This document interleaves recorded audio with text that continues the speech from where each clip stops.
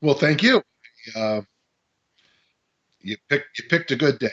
Oh, well, wonderful. So I have a lot of questions for you because since we last spoke, I was all into the sword and the stone, and I Okay. since have finished the entire Once and Future King, and I want to get into Oh, that, but I have a few other things I wanted to get to first. So many things to discuss with you. So last time we spoke, you also were we talked a lot about your philosophies, fitness philosophies, but just life philosophies in general. You tend to, like to share that, and I'm grateful for it. And we talked a lot about make a difference.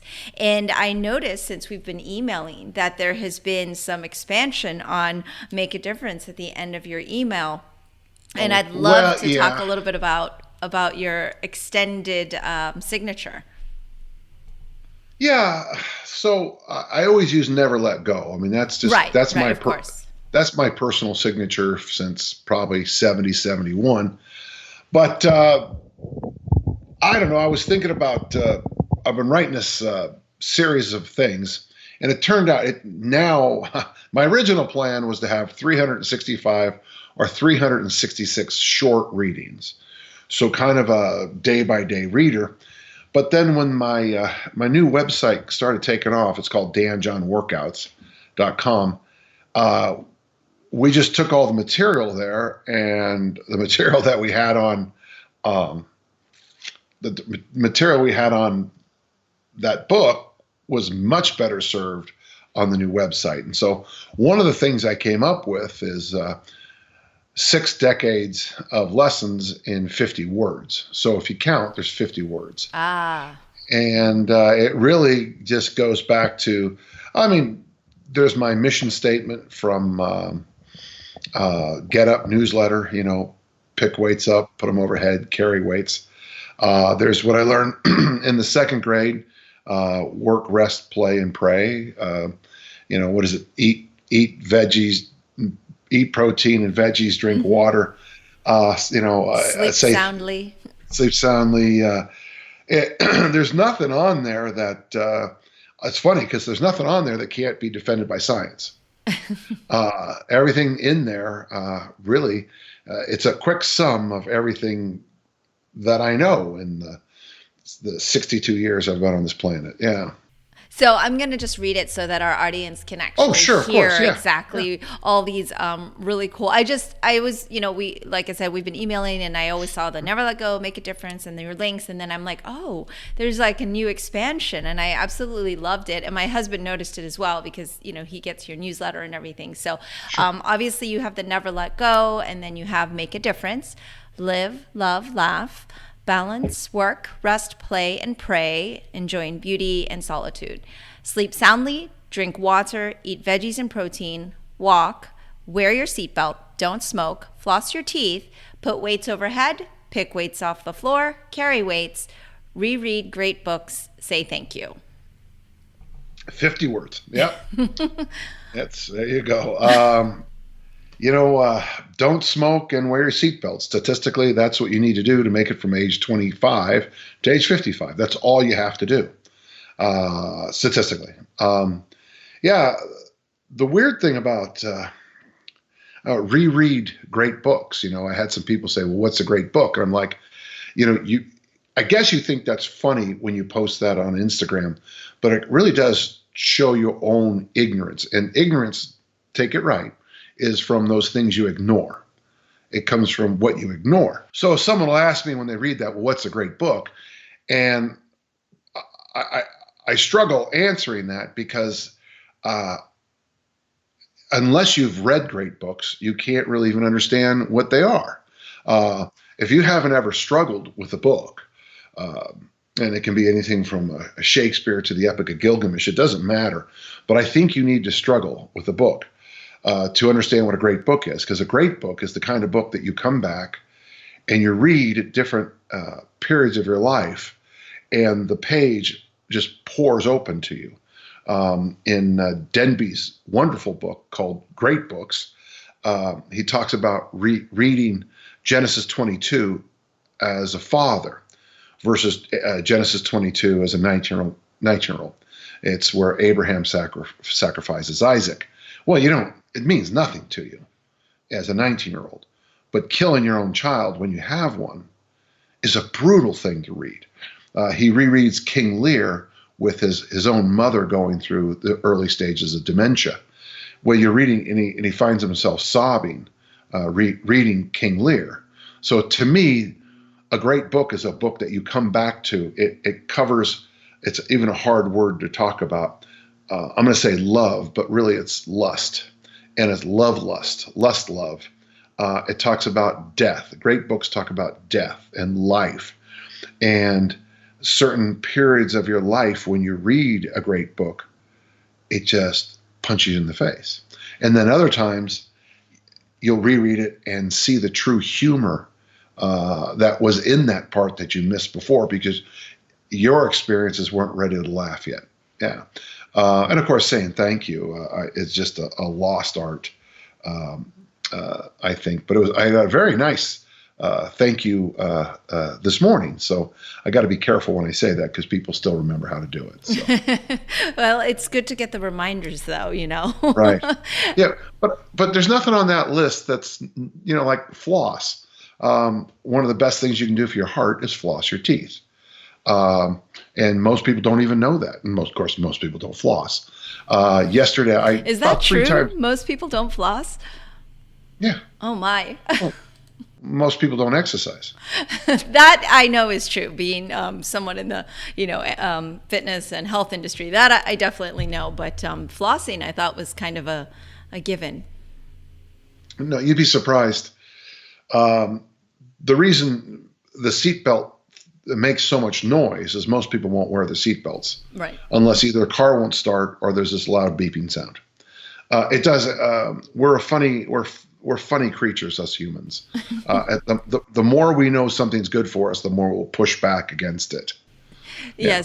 Yes. My husband, of course, he's a fitness trainer and follows you, of course, very consistently. And I think he posted something to his little fitness group, and it was something like, I'm going to get it wrong, but it was a really funny saying. It was like, does not resisting to go to the gym count as resistance training or something like that? Or I love that. Okay. Perfect. Something to that effect. And it's true, though. We do always want to go against kind of the grain of what we know is good for us. And it's common knowledge. I mean, I don't think anybody would argue any of those facts, but yet we don't want to sleep enough, and we definitely don't want to eat our protein and veggies. For men, we should floss our teeth once or twice a day and then donate blood as often as we can, because men's hematocrit levels go so high, you begin to rust. That's how the Eads explain it in their book. But the idea behind something as simple as donating blood, not only is it good for the whole community, but it's also good for you. But we really have very few people in the United States who donate blood. Now, it's true, 9/11, of course, the anniversary just happened again. There was a huge sprint to the Red Cross, but we should be sprinting to the donor places daily.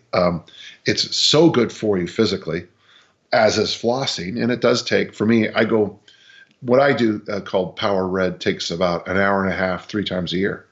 It's just not that big of a deal. But again, I doubt there's a person listening who doesn't say, yes, donating blood is a good thing and a right thing. And then I'll hear the excuse why they can't. And there are valid excuses. There are absolutely valid excuses. But that can be said for every facet of thing that's good for us. Oh, well, because of XYZ. And we're very big on that too, like trying not to make excuses, but rather just take accountability. Like, well, I'm just kind of too lazy to go, or I'm not making a priority. So I definitely always try to go that route, always working on it. But I think it's kind of funny because when I went to remind you about our interview and I went to email you, I said, you know what, the last time we spoke, or when I was initiating doing another podcast with you, I said, I'm definitely going to focus on making sure that I come up with a better email signature, because you said, you should always have like a few words, like make a difference and never let go, things that really resonate to you. And it's something you see every day and that you actually put out there as something that kind of represents you. And so yesterday, I just got back from a trip. I'm going on another one tomorrow. I have all this stuff like piled up with work. And I was like, I told Dan John I would have that situated by the time I emailed him back. And so there I am for like an hour and a half contemplating, because I've been thinking about it, but I never actually, finally sat down to do it, probably because I didn't put it on my checklist. Because those of you who know me know that I live by lists. And since it didn't actually get written on one, it would have been done. But so I sat there and just didn't get any of the other things I was supposed to get done. And I was like, I will come up with an email signature.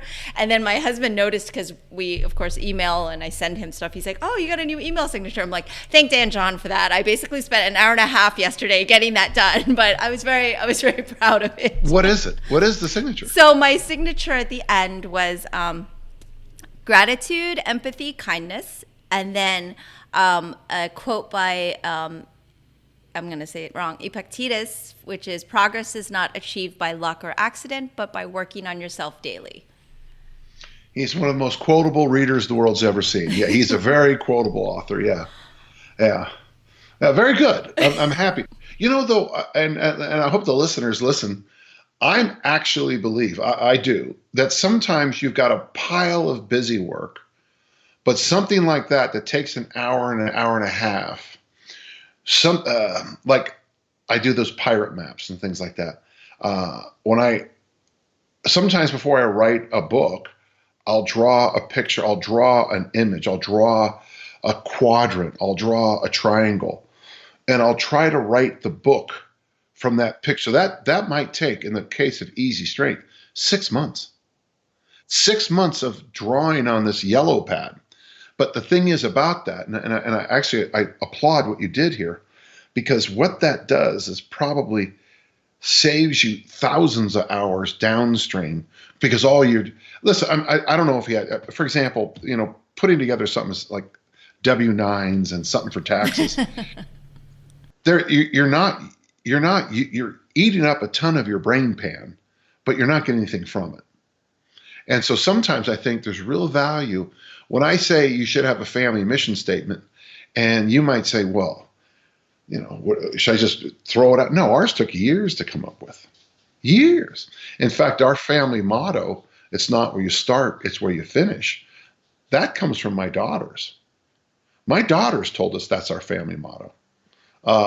So obviously, now the interesting thing about that is those small things like that give you this massive framework that you do things out of, so that when you do come to something like a pile of papers, your framework for going through it is, okay, yes, I'm going to that wedding. No, I can't make that thing. Here's my W-9 forms.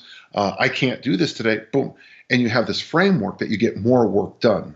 You clean off your desk better, I think. Because I'm only looking for the things that make a difference. I don't need all the busy work. Yeah. No, it was a great lesson. And I feel like it's something that since we last spoke, which is a few months ago, like I've been thinking about it anyway. So the fact that I didn't necessarily checklist it and go, oh, I'm going to actively work on this. Every time I've seen an email from you, or every time I see an email that I see a signature, like it's still on my mind. So there's that thought process. And then, I do try to meditate daily and things. And those are the things that are always on my daily meditation, like a gratitude or an empathy or a kindness one. And so I think it was there, but it was like taking the time to really like go, okay, let me commit to this. And again, it's, it can always change and evolve, but it was actually a nice practice to do. But I was like, I am not emailing Dan John back until that signature is finished. So I just wanted to give you credit for that. And thank you for always pushing me in a positive direction. But you're right, like, taking the time to do those things, I think, is, if more people did them or did some of the things on your list, we would all be better off. I used to have a boss, Archbishop Niederauer, who told me to X out every Wednesday afternoon. X it out. Nothing. No meetings. No. And I think it ultimately evolved to be like Thursday or Tuesday, because you couldn't do it on Wednesdays. But an entire afternoon every week, I would be in my office, no phone calls. This is, and I got a lot of them, no emails, and to read and catch up in my field. And I mean, we're talking 3-4 hours of doing that thing I know I'm supposed to do. And it was amazing because, I usually would finish up about 4:30. And then when I'd go after my emails and phone calls, I realized how much just pure space eating was actually going on in my emails and my phone calls. Mm-hmm. Most of the time on emails and phone calls, it was delete, yes, delete, no, delete, no. It was like one-word answers, and most of the time I was getting my squirrel brain would get eaten up. But that 4 hours of catching up put me miles ahead for the rest of the week, month, and years. Yeah. It's funny. I'm totally in a tangent here, but I feel like maybe you can empathize because I know you work with a lot of youth and various age groups and things like that, and I do as well. And one of the things that I go kind of crazy about with like my teaching staff. I teach Kung Fu, and I have a lot of teenagers through millennials and many of them have not entered their professional careers yet. Of course, they're just doing their daily life, and I always try to find the best way to communicate with them. So I'm an email person. That's just that's just where I come from. But I've learned to okay, let's do a WhatsApp group. But I've been trying to tell them can you just respond in a timely manner? I know that you can't possibly be that quote unquote busy. You're just not making it a priority. So I've gone over this with them so many times, and anytime they need a recommendation letter from me, I get it back to them right away. And then I remind them, I'm perhaps it would be good to reciprocate the consideration that I had for you in getting something back, right? And I always use you, and I've talked to Mike Boyle and all these guys that I know are unbelievably busy. I'm do you know those guys always get back to me within the day, if not within the hour, even though it's 2-3 words, but it's very concise. It's very, it answers the question, but they always get back immediately. I'm and this is why they're successful, and this is why they know how to communicate with people. But also, I'm there's no way you're busier than these guys. So I use you guys as an example all the time because I'm the same way. I just always want to be responsive if I can be, but it's funny. It's kind of a tangent, but oh no! In fact, one of the books that really changed my life is it's a humorous book from the 50s by the letter C, Northcote Parkinson, and the book is called Parkinson's Law. And there's a great chapter, I think it's early, where he talks about if you give a retired elderly woman the task of writing a thank you note, it might take her an entire afternoon. But if you find the most busy person in a corporation and say we need a thank you note, it will be back on your desk within 30 seconds. The famous Parkinson's law is work fills the time allotted. So with the people who don't have jobs and don't do anything, they can't get anything done because they have nothing but time. I was thinking, it's funny you said that because the story reminds me. So I only had 2 afternoons off in my entire time in high school, 2 free afternoons. It was my senior year, after track season ended. It was the day, the very last day of school, or it was that day we had graduation practice and the day of graduation, are the only 2 afternoons I'd ever had free in high school. The rest of the times was sports and activities. And I remember coming home right after school and talked to one of my friends who didn't do sports, and I go, "Do you have all this free time?" And he's like, "Oh yeah, what do you do?" He goes, "Hang around, watch TV." And now you fast forward 45 years, and I don't want to rip on the person, I'll keep him nameless, but hadn't done anything with life. Yes, that's all that free time and didn't do anything with it, which is why I'm such a believer in high school that you belong to something that you have to work in a group. That can be drama, athletics, it can be any kind of the techies in the theater corps, dance, ballet, choir, and something individual. We have to stand up in front of your friends and you throw the discus or read a poem, because those are skills that are going to carry you on far longer than a squared plus b squared equals c squared. I am 1,000% with you. This is something I actually preach to parents of my children all the time that say, well, I only want them to study. I don't want them to do Kung Fu anymore because they got a B or whatever, and I'm like, okay, well-rounded. I'm like, we're teaching them critical thinking, learning how to communicate with their peers, as well as, like there's so many other things like what you're saying. If you read Epstein's new book, Range, that crap only works in 1 or 2 or 3 areas. It works in golf, chess, and studying classical instruments. This nose to the grindstone, hyper specialization. It doesn't work anywhere else. And in fact, I have found in my life that it's called the failed valedictorian. I've already seen it, but then when they did those weird studies just within the last few years, the kids that get those the highest grades in high school especially, they're just yes people very often. They're very good at studying and cramming information, but they don't have the skill set to run a corporation and especially now to be an entrepreneur. They just don't have that skill set of being able to think outside the box because they're comfortable. The box is their habitat. And that's just great to get a little award on high school the day you graduate, but that ain't jack for the rest of your life.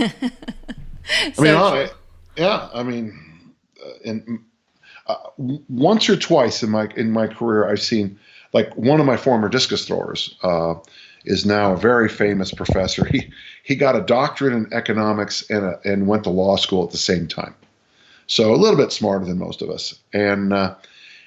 But the thing about Ed is he constantly was busy doing other things, and he was brilliant, but balanced. And there is a genius in that sentence somewhere. So I have one more off question before we tackle the sword and the stone and the once and future king. Over the weekend, actually, I was in New York and I attended a workshop with Mark Fisher, and he quoted you a few times. And I, from my selfish reasons, would like you to expand, because he, was talking about everything works for 6 weeks, and he's like, as Dan John says, et cetera, et cetera. And so I'd just love for you to expand on that a little bit before we... Did you say hi to him? Yeah.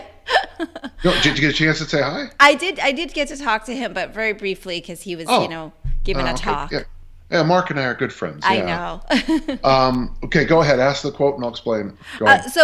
He was just saying that everything works for 6 weeks. So in that sense, we were talking about marketing, but he says, you kind of apply that to so many other things. Exactly. Well, so it goes back to Archbishop Niederauer again with his concept of park bench prayers and bus bench prayers. So very simply, you have a bench. If you take that bench and put it in the middle of a park and you sit down, squirrel comes by, that's great. Next day, no squirrel, you don't get angry. So a bench is a bench is a bench, but when it's in a park, you have different expectations. Take that same bench and you put it in front of a bus stop.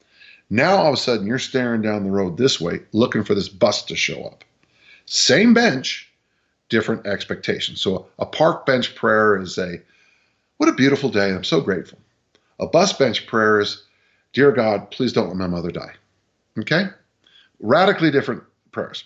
So I took that concept because I think it's brilliant, and I always steal brilliance, and I turned it into a concept with training. I have training programs, and it's funny, the longer I'm around, the more I think the more successful, and they're called park bench. You go into the gym 3-5 days a week. You do an appropriate mobility work. You do appropriate flexibility work. You do, appropriate strength. You do something nice and well-rounded, and you do that 5 days a week for a year, 2 years, or in my case, 54 years. And all of a sudden, these wonderful things happen to you.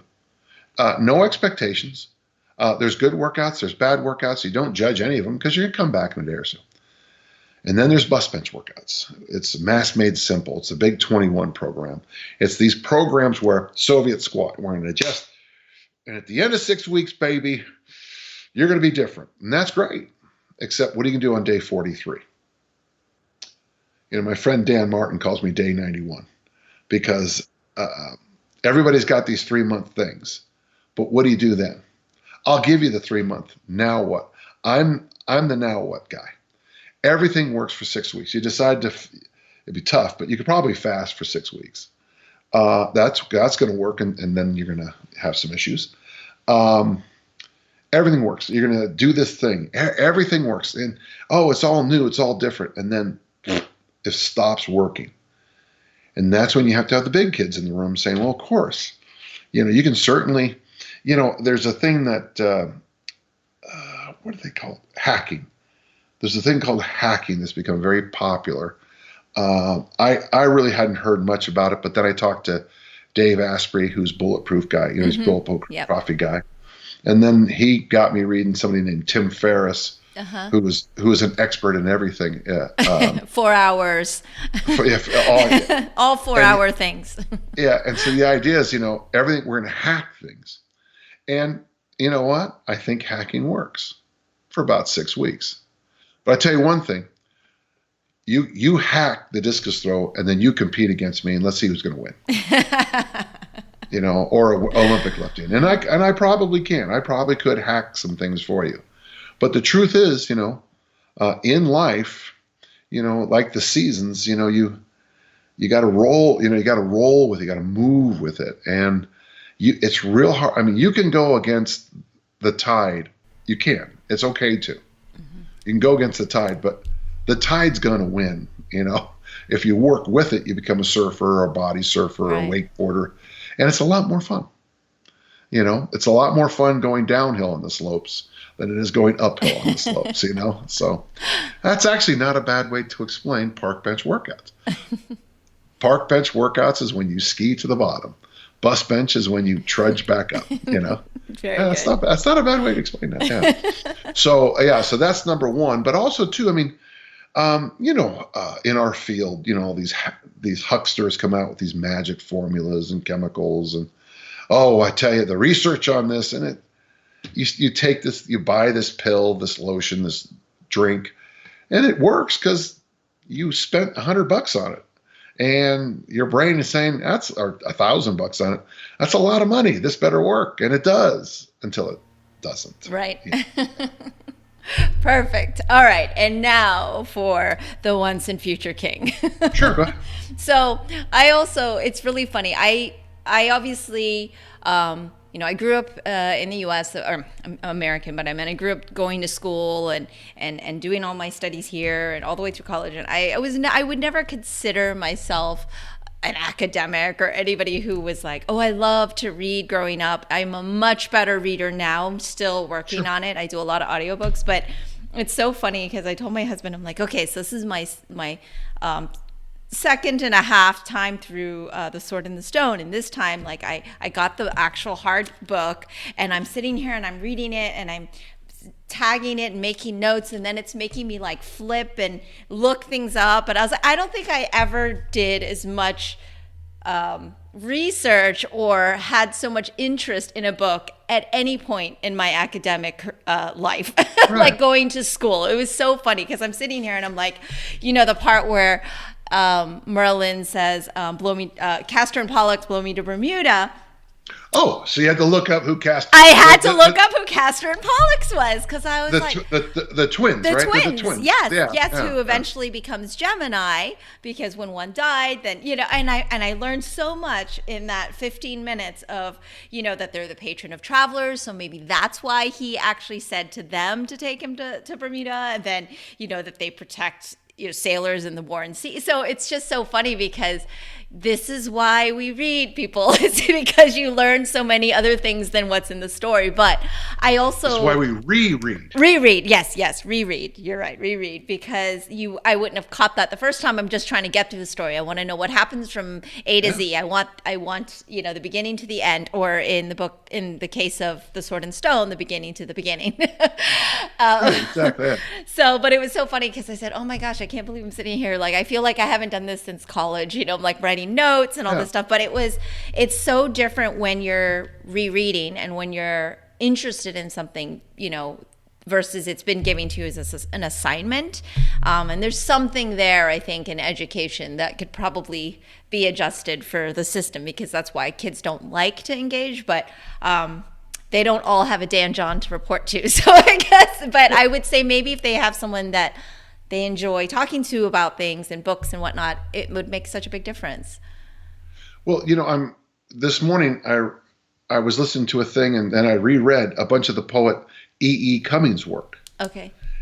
And Cummings uses the parentheses and I never caught it. I had read these things before, but I had to have somebody else explain it to me. The beauty of the Cummings poetry is because he uses a parentheses as part of the poem. Sometimes it's the counter to what just got said. Sometimes it's the parallel to what just said. And I'm sitting here this morning going, my God, that is amazing. But just like your Castor and Pollux blow me to Bermuda. Once you know who Castor and Pollux are, the story gets better. Yeah. It's amazing. Suddenly the layers show up. Yeah. And then, of course, when I talked to you last time, we talked about, well, actually, I never read it.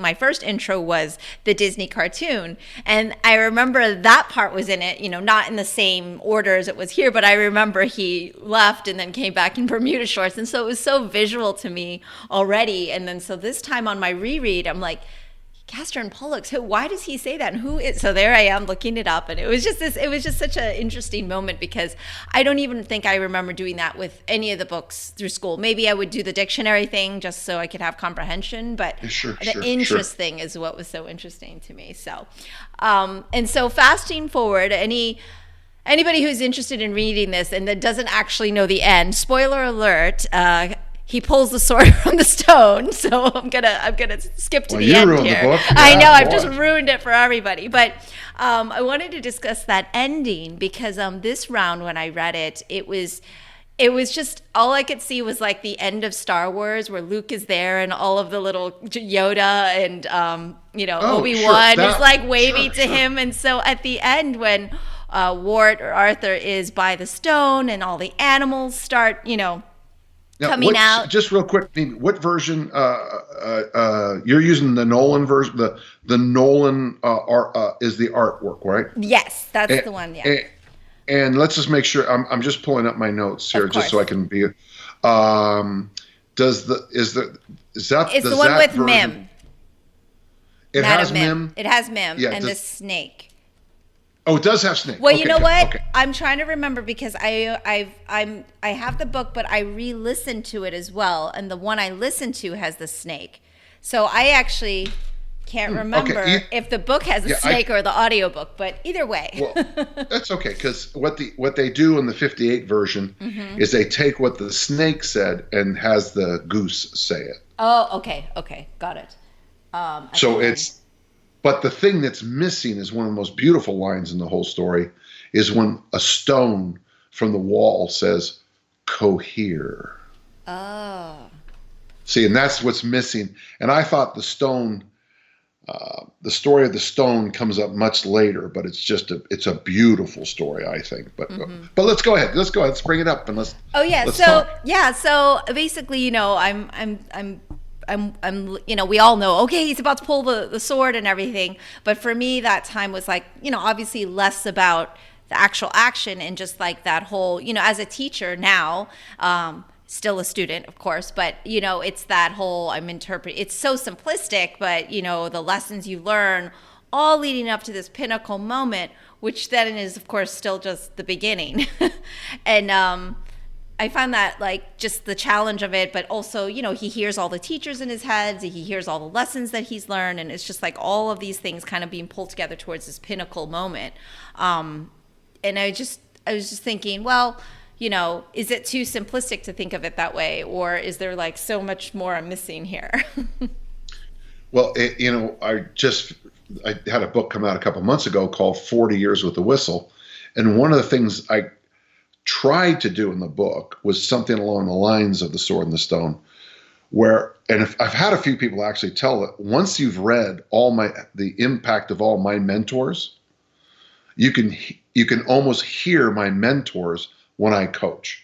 I am the sum of all the coaches and mentors and fine teachers I've had. I am the sum of them. And if you hear the whole story, when you do see me, like, and I can say it, I've had my sword in the stone moments several times in my life. I review some of them in the book, when, I was failing miserably or something bad was going on. And all of a sudden I was able to flip a switch in my head and pull the sword from the stone. But to be able to flip that switch, I had to have not a million, but a lot of experiences on the way to allow me to be in a situation where I could just go, okay, we got to bring another gear here, But let's begin with your question. Sorry, that was interesting. Yeah. No. I just kind of wanted to see like your thoughts on that whole ending where it's like you said it's pretty much the sum of all of your mentors, and you're hearing the quotes. Well, let's go you pull out a lot of the quotes from them as well as the book. I know he says, I thought I once heard something about never letting go.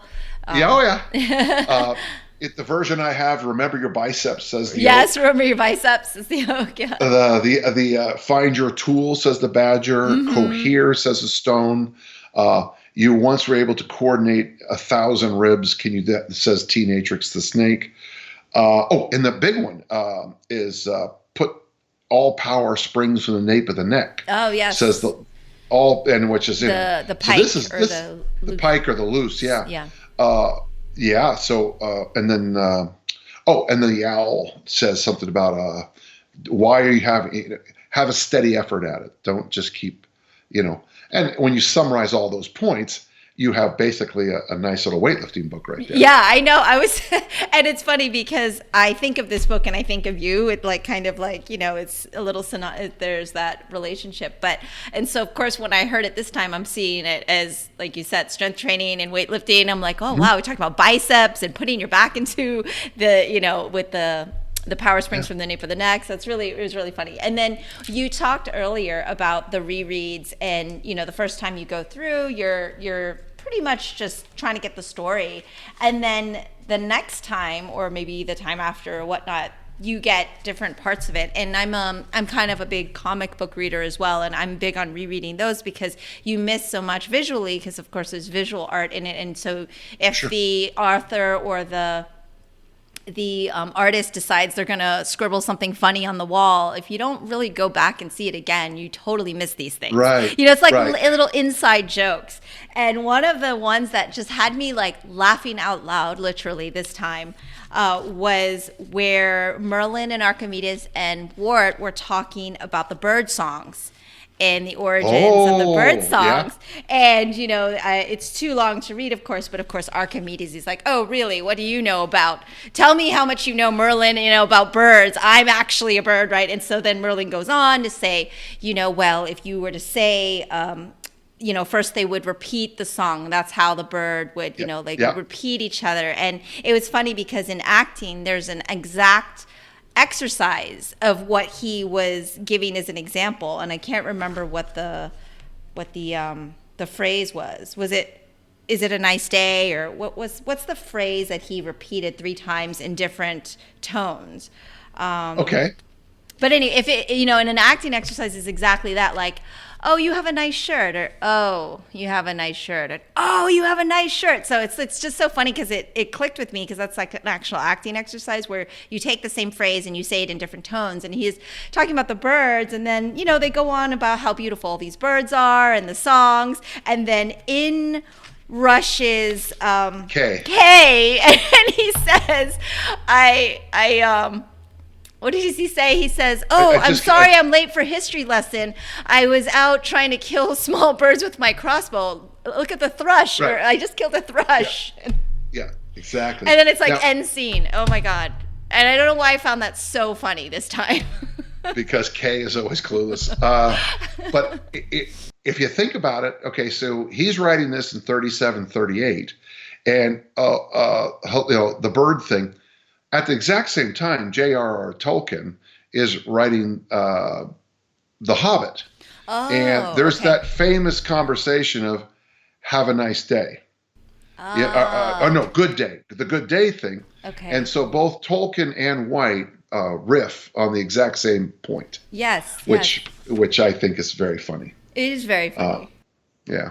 And then, yeah, and so it's just, for some reason though, when Kay rushed in and was like, I just killed a thrush, I'm like, oh my gosh, it's just like classic Kay. And Merlin is convinced that the songs come from death. Oh, yes. The victims of Yes, the birds. like hearing the animals' bones break and everything. Yeah, He can be so dark.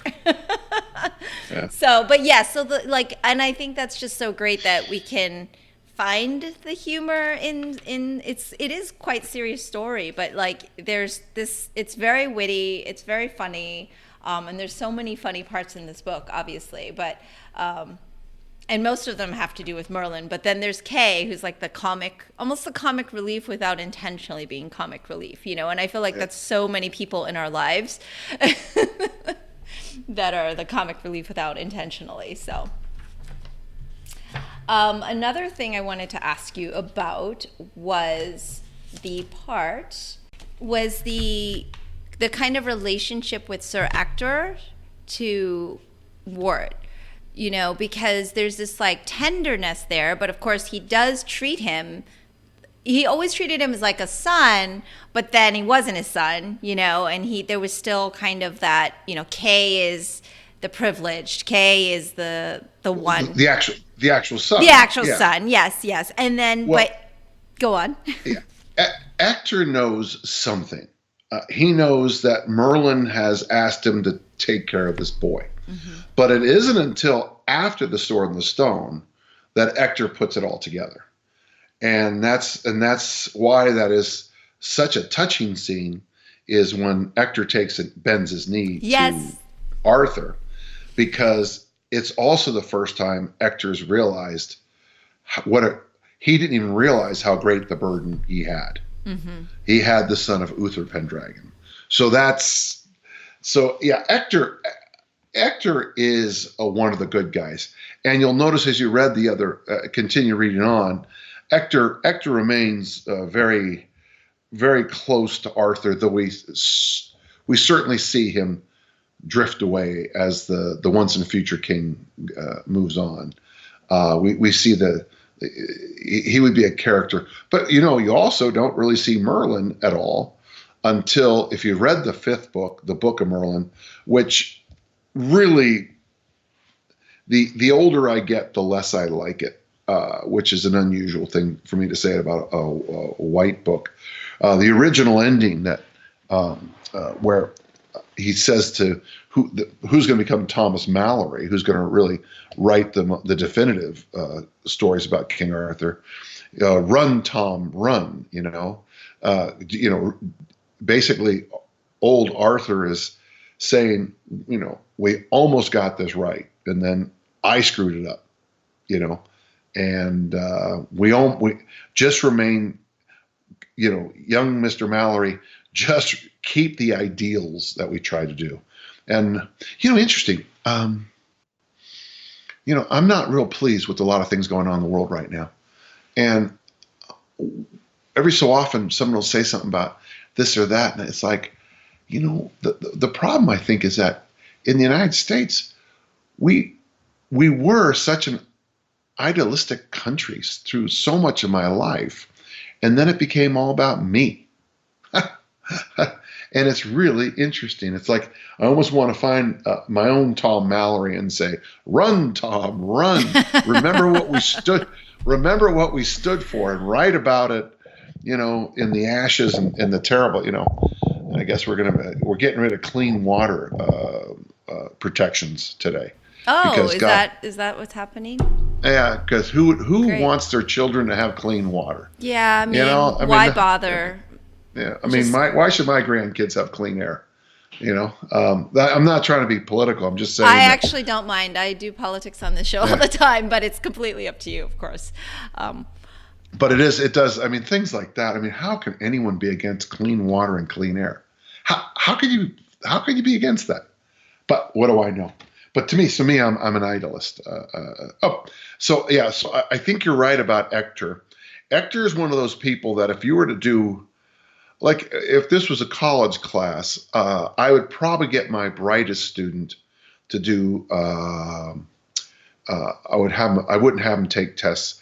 I would have him do a study of Sir Ector in this story, and try to come out, and try to get, because you remember during the haymaking, and the haymaking scene and the boar hunt, Ector puffs himself up a lot, but he's always even though he puffs himself up, there's always the sergeant at arms who puffs himself up even more. Yeah. So Ector, I think, is the everybody character in that story.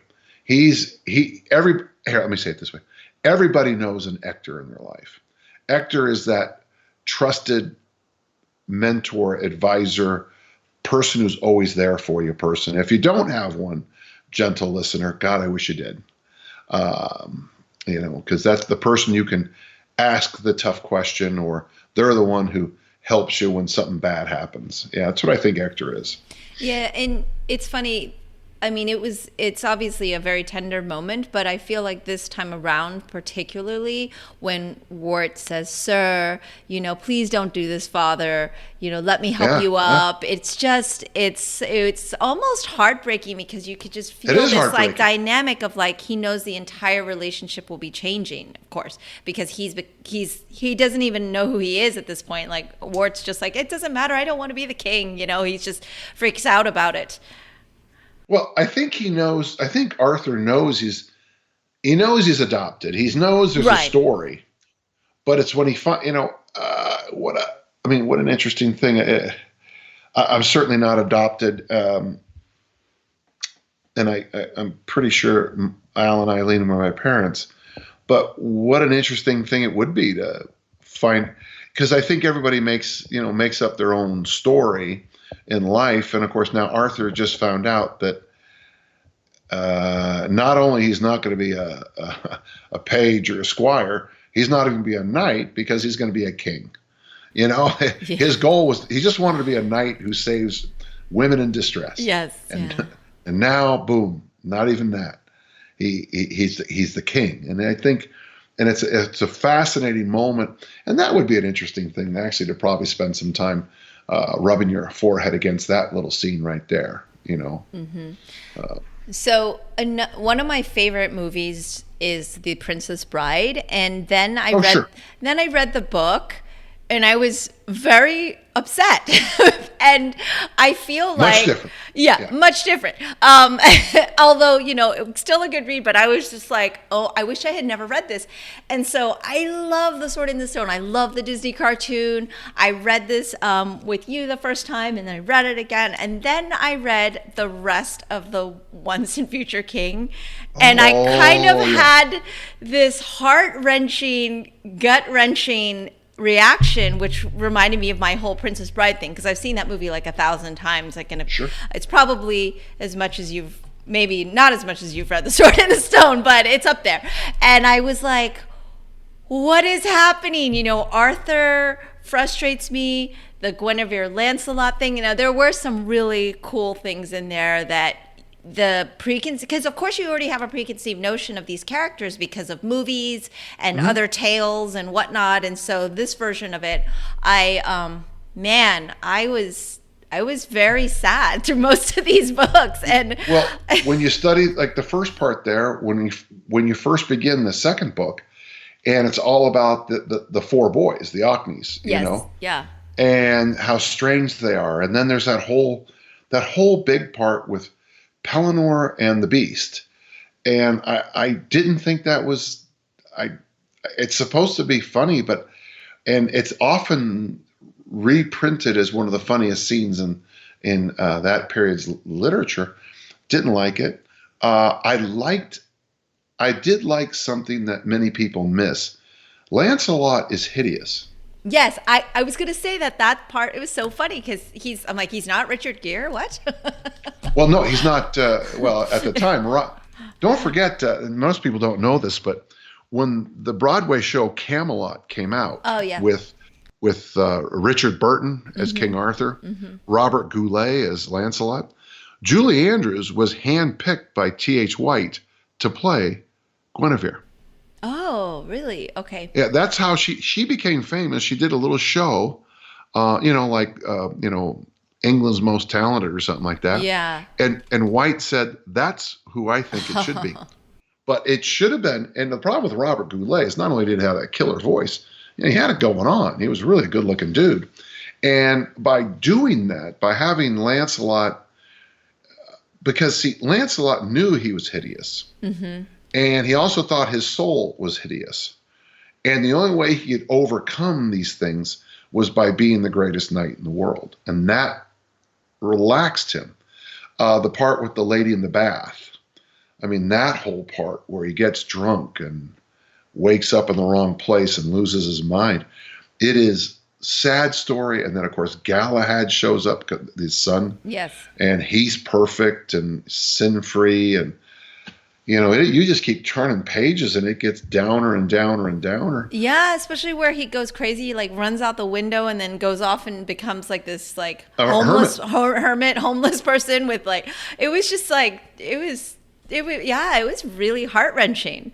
Yeah. And then, of course, the whole Guinevere, Arthur, Lancelot dynamic, which, we all have heard of, but in the book, it's just terrible. Like, Arthur, you just want to, like, slap him, Well, the problem Arthur has he's in love with both of them. Yes. It is his best friend, and he loves his wife.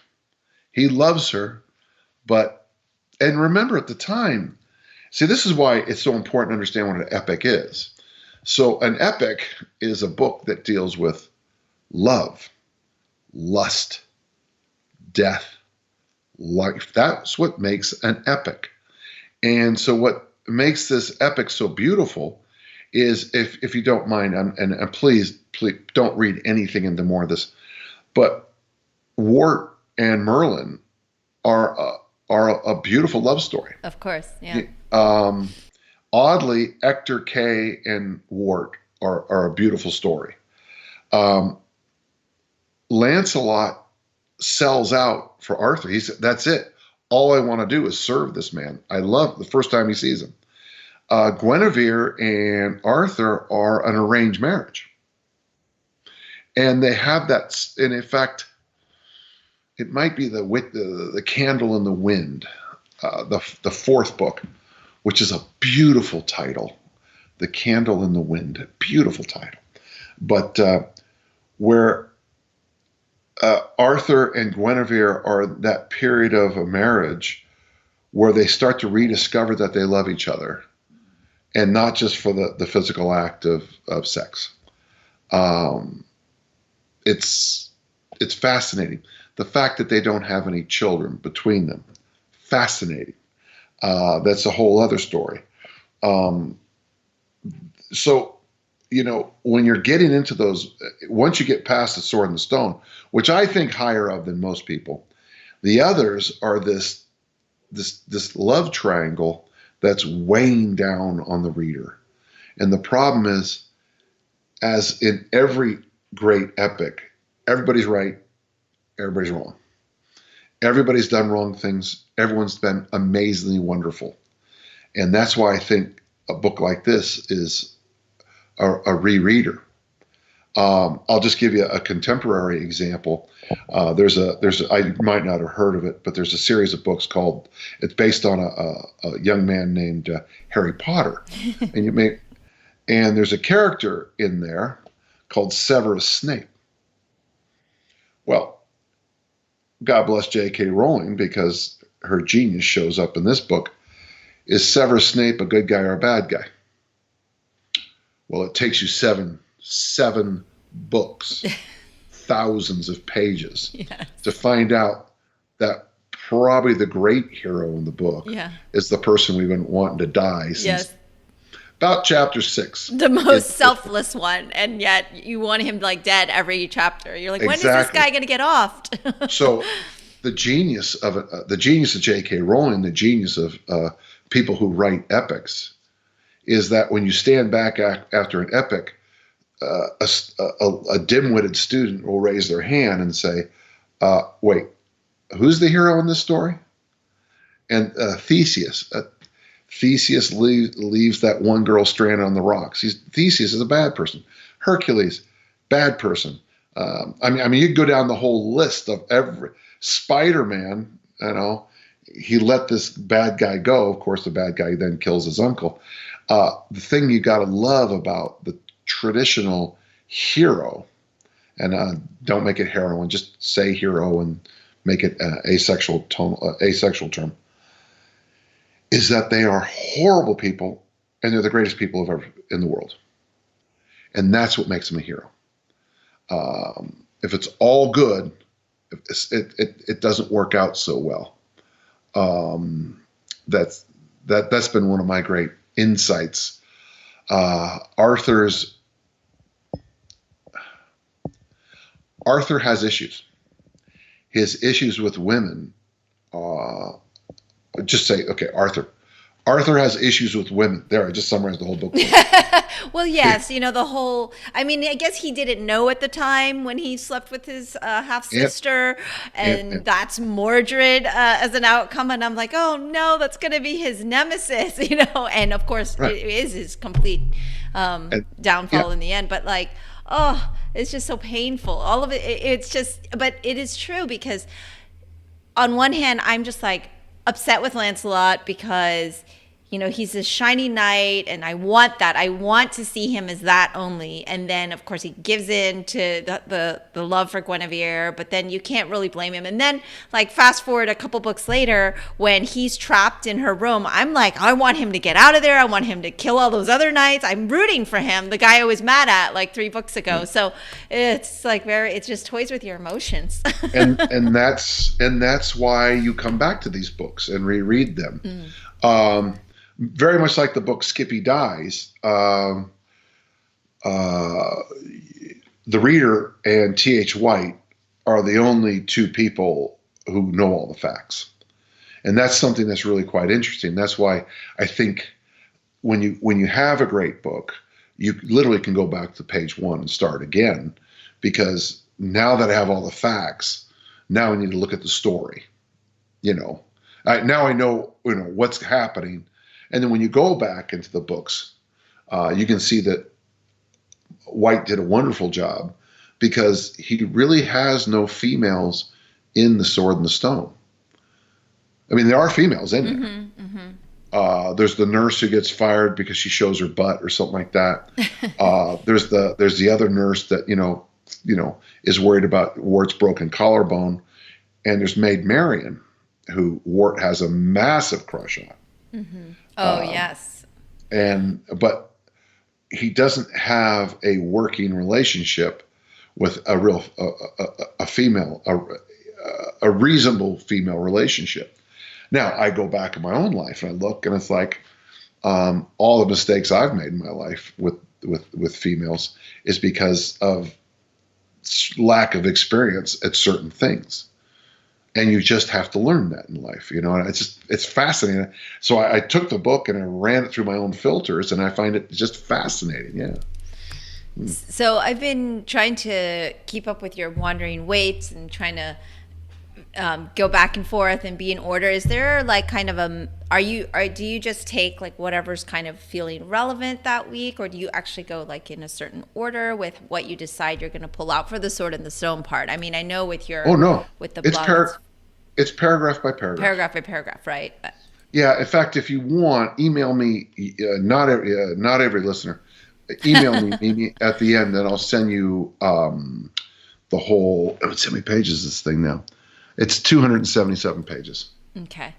So it's huge. It is. And that's why I was like, I got the last like 10 or something. And then I was like, I feel like it's going in order, but then I was like, but somehow it seems so relevant to everything else you're always talking about. So I was like, wow, it just kind of lines up. But that's kind of life, right? Yeah. You can find something in what you read.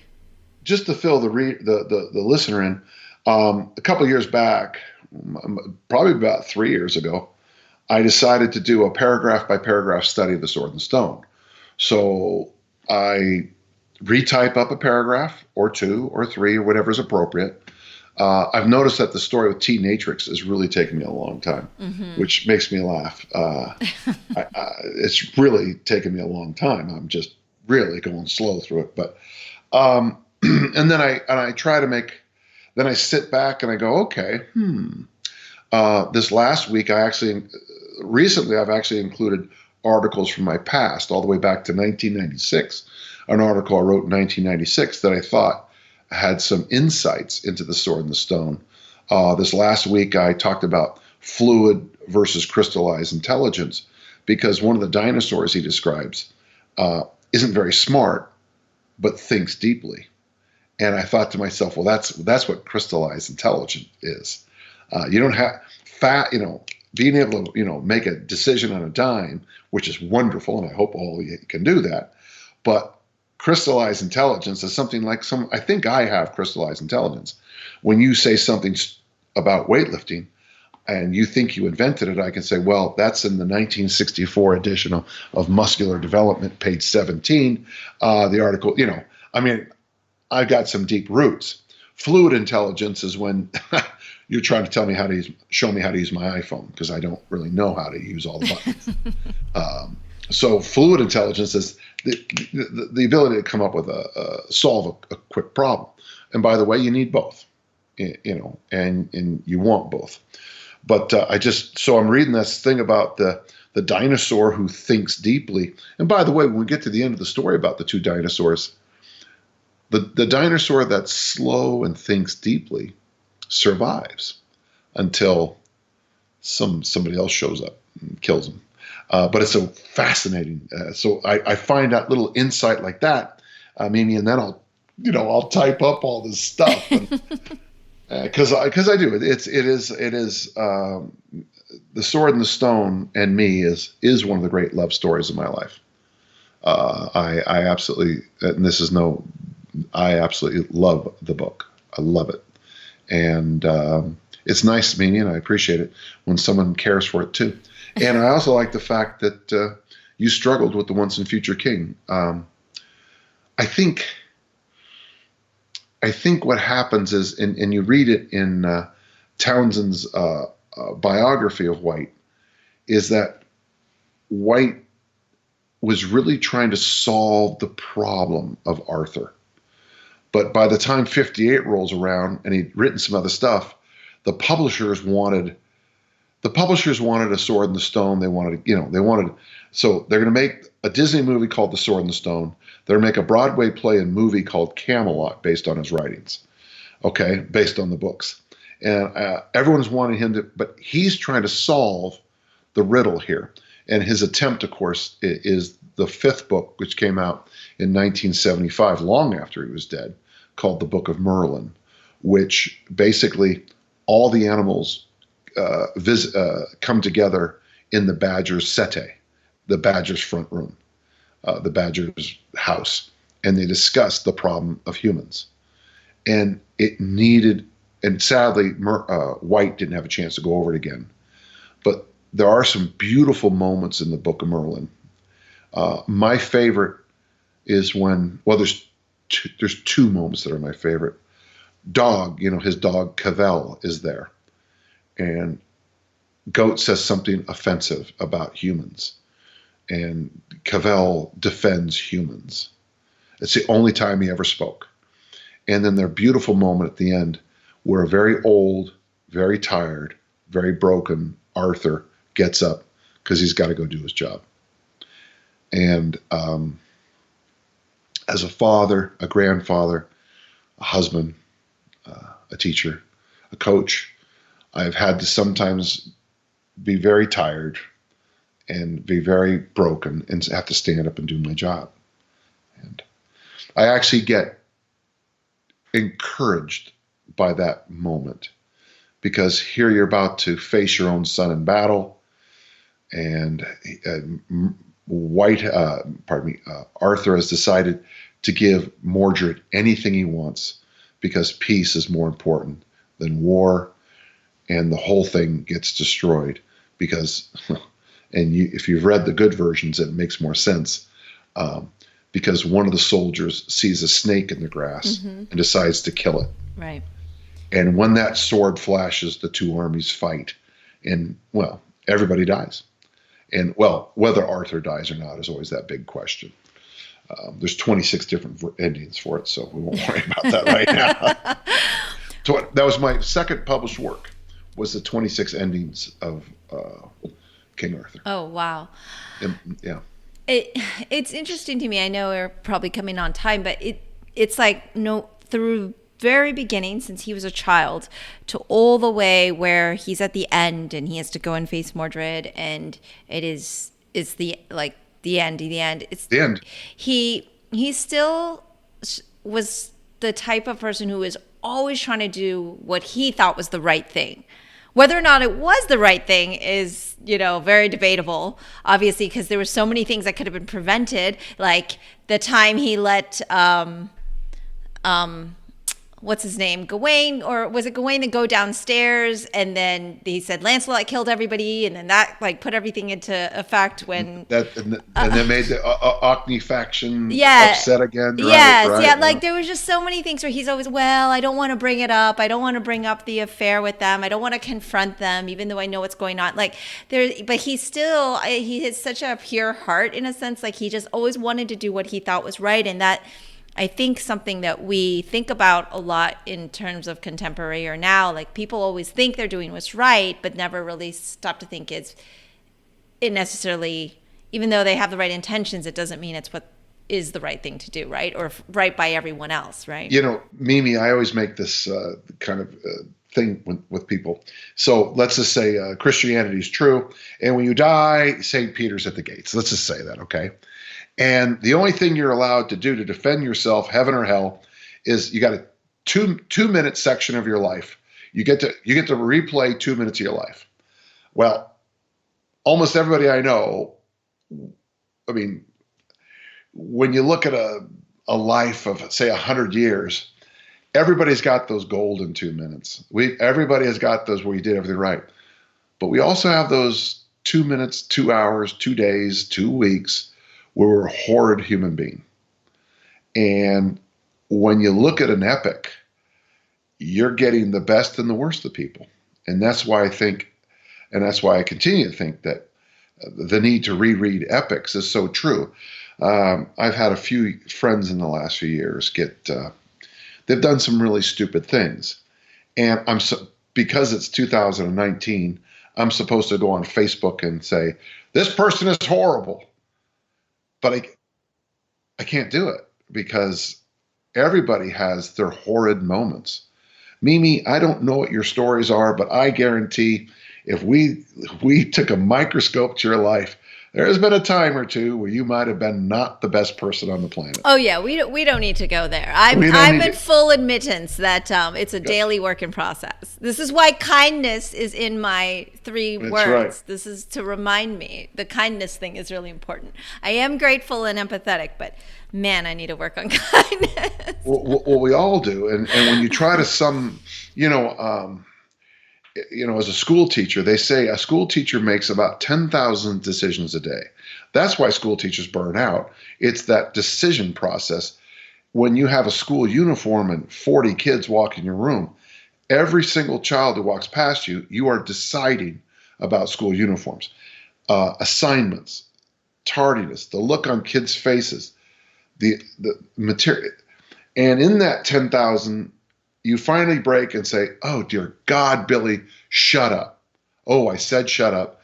Billy goes home, invents a whole new story, tells mom and dad how horrible Mimi is, saying shut up. Instead of calling the teacher, Billy's parents calls the principal. Principal brings you in. Good principals say this: kid's a jerk, kid's a jerk. All right, don't say shut up next time, or shut the F up, you little bastard. But all of us have those golden moments, and all of us have those horrific moments. And the truth is, in the wash, in my experience, most people are pretty darn good, But if all you can do is look at a few minutes of life, I used this in one of my columns years ago, back when I used to do prison ministry. I met this really nice guy, and we talked for a long time. And as I walked away, the guard said to me, do you know who he is? I go, no, I don't, because, I was doing ministry. And he goes, one day in 1962 or whatever it was, he killed 7 people. And the last one, he shot him because he shot everybody in the head. This person he shot in the stomach so he could watch somebody die. He never did anything else wrong in his entire life. He just had that one bad day. Yeah. now that's an extreme example, but I have a point here. Honest to God, he had one really, really bad day, historically bad day. But even at his sentencing thing, people are like, this guy's okay. You know? Having said that, you should, ladies and gentlemen listening, do not kill 7 people. Right. Or 6 any. Is probably 5, probably too many. 4, probably 3, 2, 1. Yeah, probably those are all pretty fun. Well, prison ministry must have been quite an experience. It was different. Yeah. I was an administrator. So my job was to intervene between grandmothers, mothers, and the prison system. They would think the prison is being anti-Catholic because grandma would send a stainless steel crucifix to little Billy. Well, you can't send steel into a prison. They'll turn into something. And they rip the covers off of, they take the covers off of books in prison. They do this, they do that. They have these rules you can't. And it was my job to talk to here and then actually minister more to the outsiders and the insiders. I always understood instantly the issue. It's not like it is in the TV shows and stuff. It's much different. It's some place you don't really want to go, but it's much different. Yeah. A long time ago. And some of it did scare me, I'll be honest with you. It did frighten me. There are some bad people. Yeah, it's unfortunate, but part of our life and existence. Yeah, true. So I feel like, there's so much more to discuss, but I think you've already been so generous with your time. And you have agreed in the past that you would continuously pick up these conversations. So I'm hoping that offer still stands. Sure. Well, let's have you go through my work on this, and then maybe we can pick up on some of the themes in the future. And this sounds weird, but I've already retyped the entire book up to into the middle of teenager story. Yes, I saw that. Mm-hmm. But I can see that within a year or so I might be done. I might be finished. So I'm not sure what I want to do after that. So maybe we can have a discussion downstream. Yeah. About. It sounds strange that I'm a scribe. Ever since Gutenberg, there's been no need for scribes, and yet I've decided to retype a book that I love to get more insights out of it. And the act of retyping, I'd heard this as a child. I was just going to ask you about that. I heard this as a child. Rewrite. If you really love something, when I was young, we used to have to rewrite things like poems and stuff. And I never understood it. I thought it was just a waste of time. The nuns were bored. But now I do it, and I'm like, I see the value in it now, because I'm reading by typing, I'm rereading the book through my fingers. Yeah, it's an absorption for sure. Yeah. I have copies of The Sword and the Stone in different languages, and and I don't even know what the language is, but I can figure out what chapter it is, and I'll just go through a few pages of it going, I have the Harry Potter and the Philosopher's Stone or Sorcerer's Stone in probably 6 different languages now. I have it in Polish, Icelandic, Norwegian, Swedish, Old Irish, and I think I have it in Latin. Wow. I was looking for it when I was in Okinawa. I wanted to get a copy in Japanese, but I was by myself in the mall and trying to. I couldn't. That's fascinating. I've never thought about doing that. Yeah. So and you know what? The sad thing is J.K. Rowling is still alive, and the copyright issues would flame up. But I wouldn't mind redoing, studying, especially the first book, which is probably, it's interesting because it's a great book, but it's the least linked of the 7 books. There an episode will happen, and it all ties in later when he goes to the zoo and he speaks to the snake. Right. Well, down the line, that becomes extremely important. But at the time, it's just a little one-off story. The story about the dragons, where they get the dragons. It's just the pet dragon for. I know, the big guy. Big guy. I keep wanting to say Hegwood. This is embarrassing. I know. But this is embarrassing. Keeper of Keys. Wow. I know, and I can't even help you out because I didn't actually read the Okay. So Hagrid. yeah. Hagrid. That was embarrassing, folks. That'll tell you about how things been going. Oh, But, yes, Hagrid. he wants a pet. He wants a pet dragon. Dragon. Mm-hmm. Well, down the line, all the information from that story becomes very important. So one of the things I'd like to do, just like in The Sword and the Stone, down the line, some of the stories become very important. They're just one-offs. They're just a little side adventure. And honestly, as I have been rewriting the book, the thing that punched me most in the face was Wart's crush on Maid Marian. That's the thing that made me go, he wanted to marry a nice girl who had some woodcraft and they could enjoy some time together. And yet instead he marries, basically he marries a princess who's a queen. And there's nothing wrong with her.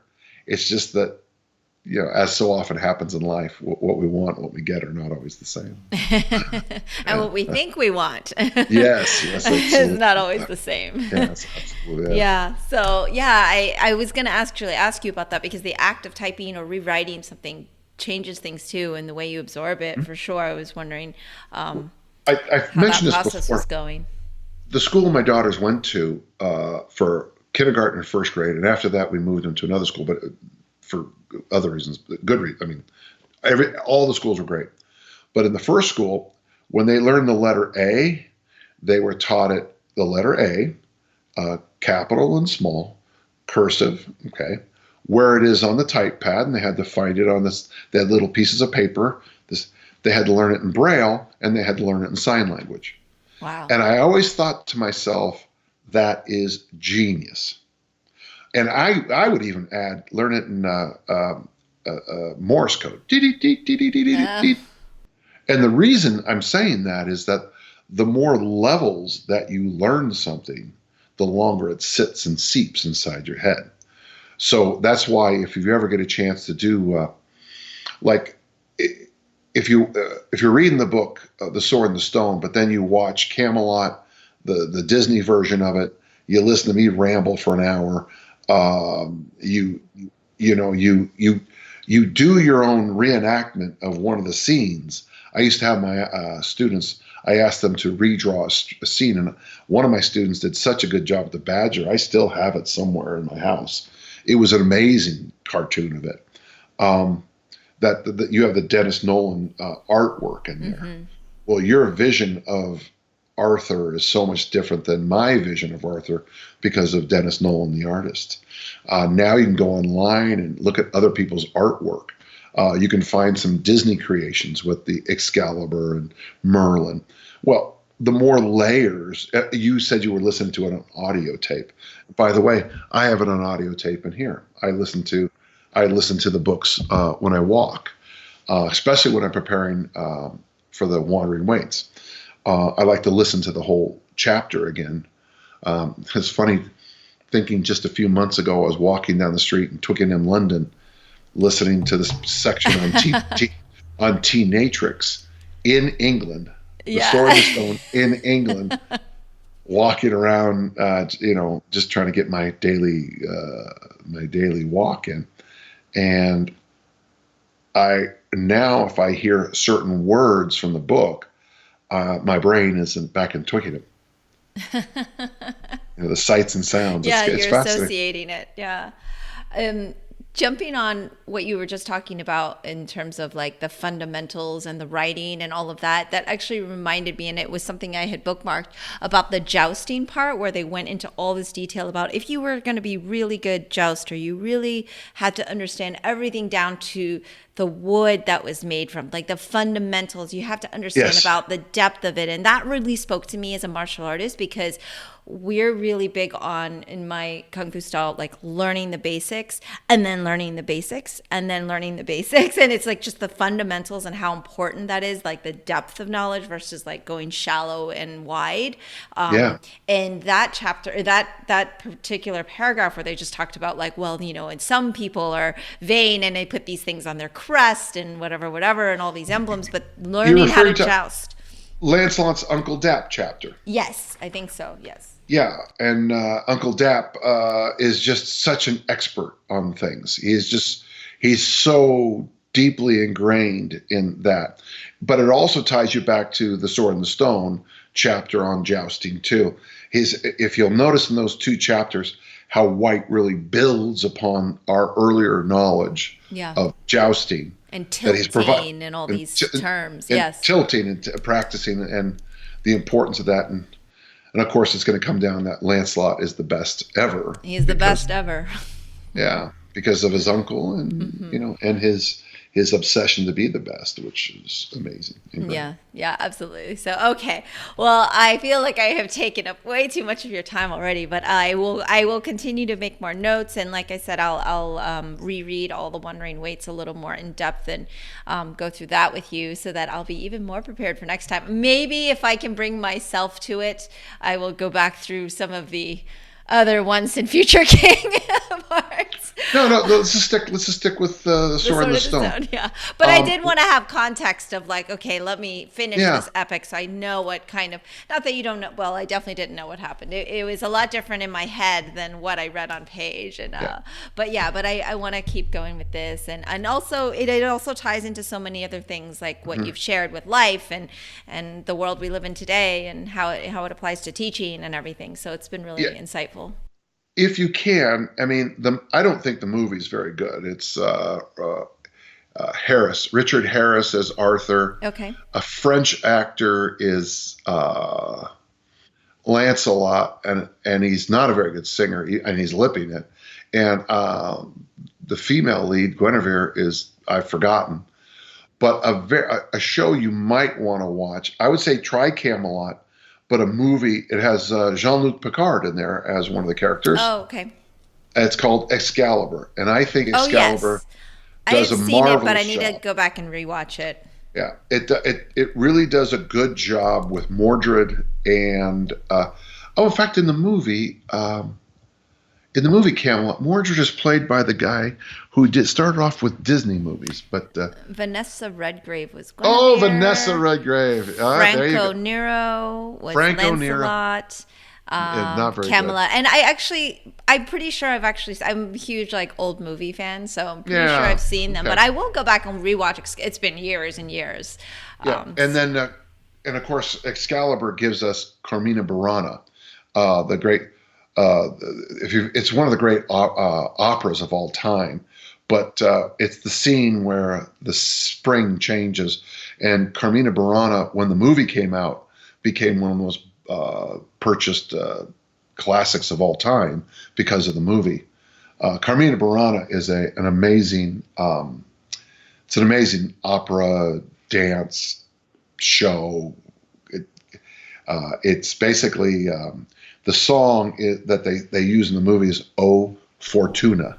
Okay, O Fortuna. yeah, of course. It's the wheel, the big. but it's the circle. It's the monks talking about the circle of life. And if you keep yourself at the hub in life, life's pretty good. But if you decide to live on the wheel, you're going to have a lot of ups and downs. And if there's some, there's obviously a lot more to it, but than just that. But the O Fortuna is one of those show-stopping songs. It's showstopper. And when you see it in the movie, like my friend Jerry, when we first said said, he said when the song came on, he said, I wanted to go out and throw the discus with you. Jerry weighed about 109 pounds, but he was just so ready to go. It's empowering, yeah. Yeah. Yeah. It's like in The Sound of Music when the sister sings Climb Every Mountain in the Julie Andrews version. Of course. And it's like, okay, put me in, coach. I'm ready to go. You know? It's just like one of those inspiring moments. You get up. You definitely get up. Yeah, let's get going. I love Sound of Music. Yeah. What's funny, you mentioned that on musicals, because my husband, like I said, he follows you and he shows me your clips, and you had I think you put a clip from Seven Brides for Seven Brothers up or something with the wood cutting. On excellence, yes. Yeah, you did. I was like, I know this film, and I've made my husband watch all these type of films, so he was so excited because he actually could recognize that, and it was funny because we saw it, and we're like, oh, yeah. For the listener, there's a show called Seven Brides for Seven Brothers, and probably the most famous scene in the show was going to be cut, and the director and the producers were very angry with the cast, so they said we're going to do it one time, and if you watch it, there's no cut. And they nail it perfectly. Now, the reason what I did in my blog is I shared this group of young men who tried to recreate the scene, and they do a fabulous job with it, but it's not as fabulous as the other one. and the reason I bring that up is like I've seen people try to recreate Gene Kelly's "Sing in the Rain," and they're very good. Yeah, they're very good, but excellent. Even if you know nothing about dance, you can see the difference. I tell that to people all the time. Go to a track meet, especially the events you don't know, and don't listen to the results. Just guess who the best are. And almost universally, you get it right because there is a kind of beauty in excellence. And my point on showing Seven Brides for Seven Brothers, it's the Lonesome Polecat scene. You know if you don't mind, would you put that in the show notes? A Lonesome Polecat scene. It's in YouTube. You just type Lonesome Polecat, it'll come right up. And ooh, and the two brothers always do the exact same thing at the exact same time, and they don't miss a single beat. And you'll notice that the camera never. It's like I'm still shocked La La Land didn't win Best Movie, but there are a number of one-take scenes in La La Land. And once you realize that this is one take, watch it again and go, wow. Yeah. Because that, and one of the problems I have with movies, and I think it destroyed the TV show called Glee, was the quick cut that's so popular now. Yeah, yeah. If someone can dance, quick cutting kills them and makes all the crappy dancers look good. Yeah, the same for martial arts, by the way. Martial arts films, same thing. I hate quick cuts.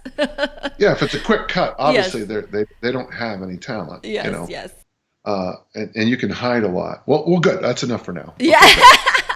I was going to tell you on your singing in the rain thing, also the make 'em laugh sequence, Donald O'Connor's, that's like excellence to me too. He's just, it's so much fun. So, but yes, we could go musicals all day, but contemporarily speaking, there's a great all-in-one, and it's by the band Jungle, and it's called Casio, and it's a dance video, and it's an all-in-one, and it's one of the newer things. So it's nice to see something kind of contemporary take that striving for excellence thing, because it is mostly found in the older films, versus the quick cuts. Well, the courage to say, showtime, and go out and perform with literally, there's no safety net if it's one cut, or there's no cuts. Mm-hmm. There's no safety net. And the amount of practice that's going to take versus, step, ball, change, cut. Yep. Step, ball, change, cut. Step, ball, change, cut. Now knit it together. To me, but see, the thing is, when I talk to people about La La Land, my daughter made fun of me for a long time about why I liked it, and I kept trying to tell her, it's the excellence that this to me is like watching a beautiful throw, or to me that is it is beauty, and it's beautiful, and I think one of the jobs of a coach and parent is to see excellence and then try to repeat it. Absolutely. All right, Dan John, I have to let you go. I want to keep talking to Okay. you, but we will pick this up because now All right. you've committed, and I will be that person that keeps keeps on you. So it's been incredible talking Sword in the Stone, Once and Future King, and all sorts of fun things. Musicals. We could do a whole podcast on the musicals because I love musicals. And I would be prepared to do it with you. Okay. But as always, it's a delight and a true pleasure. So thank you so much for your time. Okay, you bet. Thank you, and let's do this again sooner than later, okay? Absolutely. That's all for today's episode. Thanks for listening to Culture Chat and hope you enjoyed the conversation. Please subscribe and rate my podcast. Feel free to leave me suggestions or send an email to mimi@culturechatpodcast.com or follow me on social media at Sifu Mimi Chan on Twitter, Instagram, or Facebook.